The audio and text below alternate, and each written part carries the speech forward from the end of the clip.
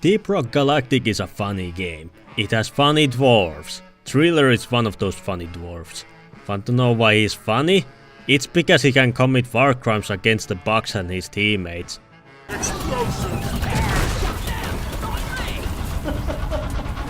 Yeah, scouts love this guy. But if you're serious on why you should play Driller, then you came to the right pub, as I want to talk about why Driller is my second favorite dwarf to play after Engineer. Speaking of Engineer, last time I talked about him and why it's my favorite class to play and talk about his gameplay, weapons and stuff like that. So if you haven't seen it, I recommend giving it a watch. I obviously won't go as in depth with Driller as it's pretty simple to play, but do want to highlight some uses with him.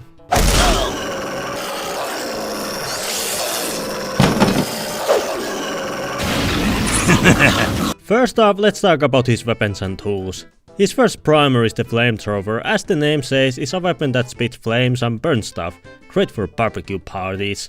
Flamethrower is my favorite weapon for him as it deals the most damage in a simple fashion and it's just simply fun to burn everything you see. It's also a really relatable weapon as if I were to see a spider this big, I will bring out the flamethrower and burn down the entire building. His second main weapon is the cryo cannon, which is the reverse of flamethrower. Instead of burning his targets to crisps, freezes them into lovely popsicles that take high amounts of damage once frozen. Cryo cannon without any overclock isn't really my favorite, but once you set one good clock in it, it's a really fun weapon. Corrosive sludge pump shoots out highly acidic slime that melts down enemies and is quite powerful too. It has two firing modes. Just tapping the fire button will shoot one slice and holding it down will shoot a sludge bomb that will spread around like my crippling depression. Once it hits an enemy, it will cause damage over time and will leave a damaging surface which will hurt and slow down enemies if they walk over it.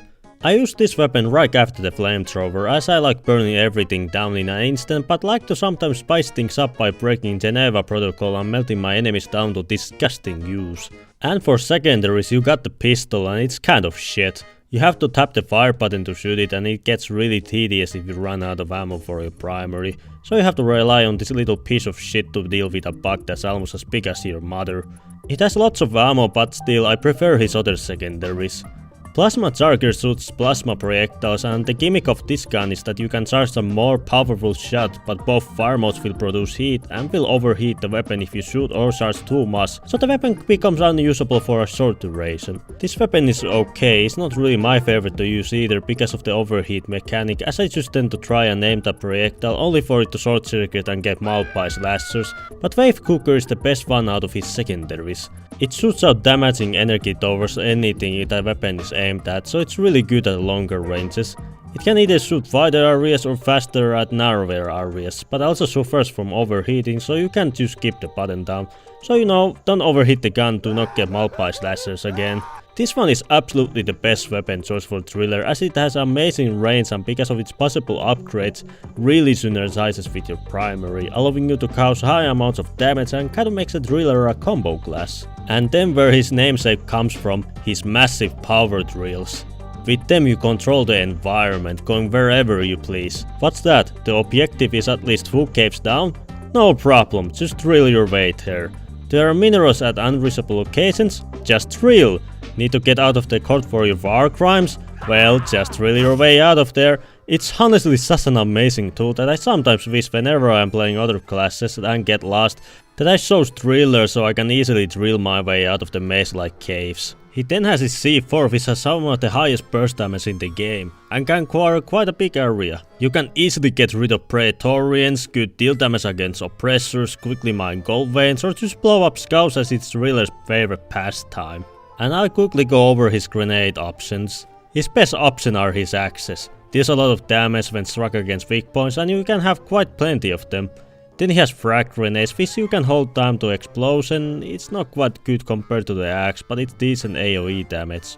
Neurotoxin poisons and slows down enemies that enter the gas, but it also can be set on fire and cause explosions. I don't personally like this having to rely so much on the flamethrower as it won't work too well with his other primaries. And Spring-Loaded Reaper is actually the worst grenade in the entire game. It lets out a shaft that goes all around the cave, slicing enemies, but it's a clunky piece of shit to use and most of the time just damage yourself, so it's easier to just use the axes.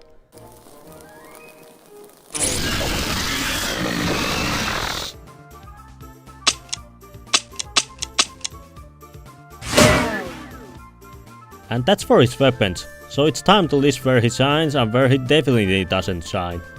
Get it?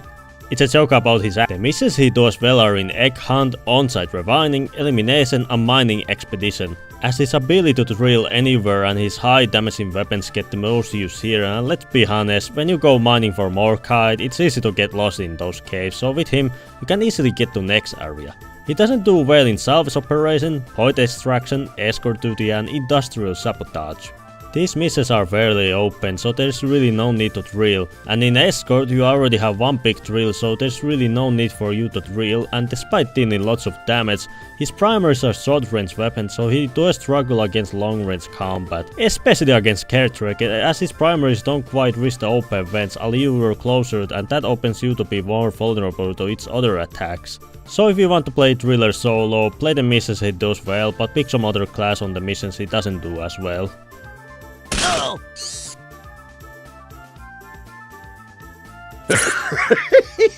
You can already break several Geneva conventions with his weapons normally, but with Overclocks you can assure that you will get the death penalty. With the flamethrower you can burn everything faster or set up some sticky flames, creating hazardous area that will burn your foes if they step on it. Cryo cannon becomes a lot more usable with this one clock, dealing 2 times the damage and 2 times more to frozen targets. Or you can turn your microwave gun into a cancer gun. Just make sure not to aim at your teammates, or otherwise it will be awkward to explain where the leukemia started. I will now quickly show my preferred upgrades for the weapons.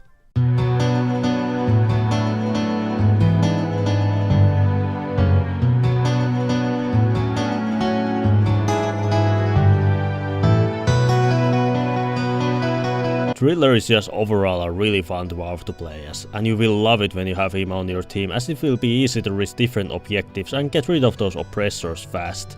And well, I know there's one green person who will love those drills. Next time if you need to go mine for Morkite or set up some crappy pubs for the company, be sure to grab some powerful drills and couple C4s for those big bugs and scouts. Anyway, I hope you all enjoyed this video. Do leave a like and comment if you would want to see more like this in the future. Thank you all for watching and have a nice day.